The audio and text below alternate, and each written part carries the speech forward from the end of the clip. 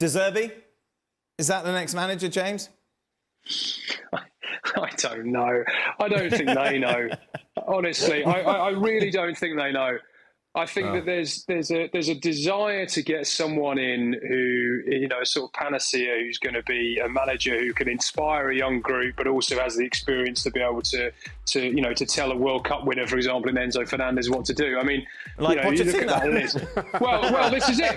But this is it. But, you know, we joke about that. But what's really changed in 12 months? The squad profile is obviously very, very similar. And if you've identified characteristics in a certain manager that you want to lead that particular group of people, it's not going to be any different 12 months on, is it? I mean, you know, we're looking at those lists there. I cannot believe that Thomas Tuchel would go back after the complete breakdown in relations between him and the ownership. I mean, you know, there was a total disconnect there by the end.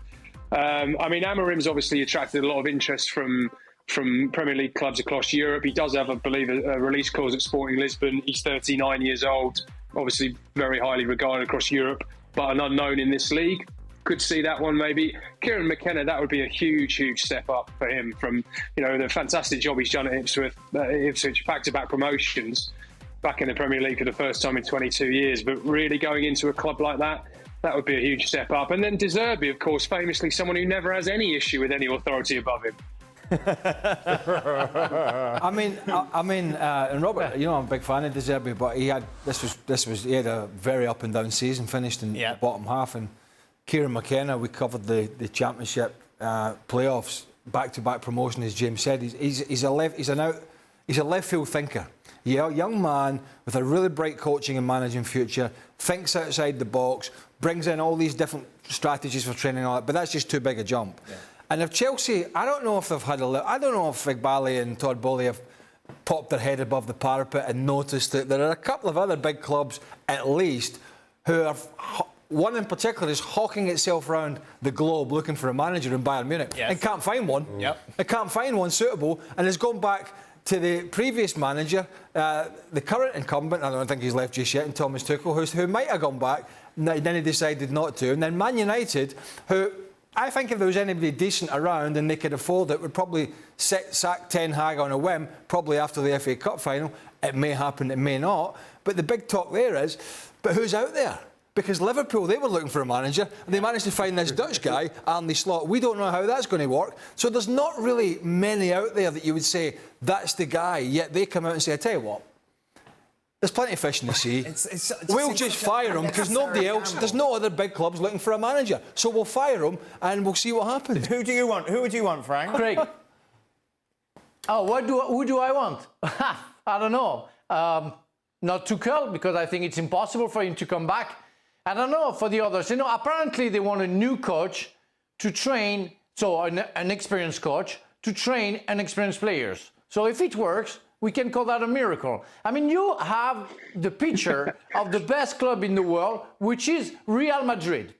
Ancelotti, I think, is a little bit older than I am, and with experienced players, and it works. It works with no defense, with players being injured. And they take not young players like Nacho, like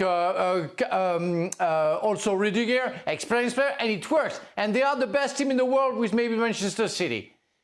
So why do you want to take the other way to think that you're going to be successful when you know nothing about football? That's becoming upsetting for me, because you have an easy path to follow and you look at the other clubs, how they work, and maybe just try at first to do what they do and maybe go on your own way when you know and when you are becoming successful. But it's not going to work. We see some clubs like Leipzig trying to do that, but it's different. The mentality is different, and they're not trying to be Chelsea. Chelsea have a history, and you are trying to change everything. And the new coach, because I said that when Pochettino signed, he cannot change anything. He changed for 6 games and a half, maybe, and maybe it worked, but that's it. And the new coach will start a new era, let's say, therefore, he's going to need time, therefore, he's going to lose games, therefore, people's going to be upset again. On that list, out of that list, although it wasn't a great season in the end, particularly when they've gone out of Europe, but I like De Zerbi's philosophy, style of play. But as James said, he's got a bit of a hot head. Yeah. And I think he'd get frustrated. The structure at Brighton is excellent. You've got Tony Bloom, who's the owner, got Paul Barber and David Weir, and De Zerbi's talked about them, talked about how good they are behind the scenes, at loan signings, at recruitment, and Brighton have been one of the best at recruiting and selling for a huge profit. The structure... To Chelsea. to Chelsea, particularly. Brighton is something that these managers can go in and quickly realise that they can work with the people that are there. It's uncomplicated, but it really works. Chelsea's the opposite. Lots of money to spend, lots of people involved, very complicated, a lot more pressure, and you're walking into a bit of a mess. Whether he would want to do that or not, I don't know.